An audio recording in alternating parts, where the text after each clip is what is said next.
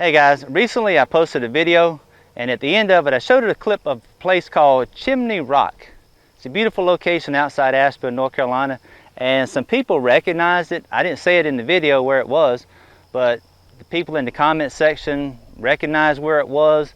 Apparently they had been there or they lived in that area, and it got me thinking, let's find out how many people actually get out and about and see if they recognize things in their very own neighborhoods. Places where they could go that they haven't been.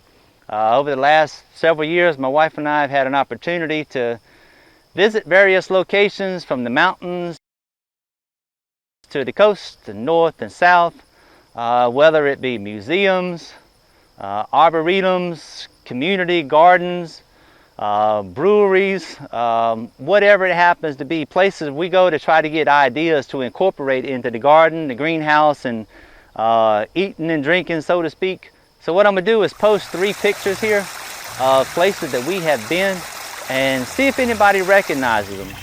Many of the places that we go back multiple times because we just enjoy them that much. See how much of these places right here, right outside your own doorstep, you actually recognize.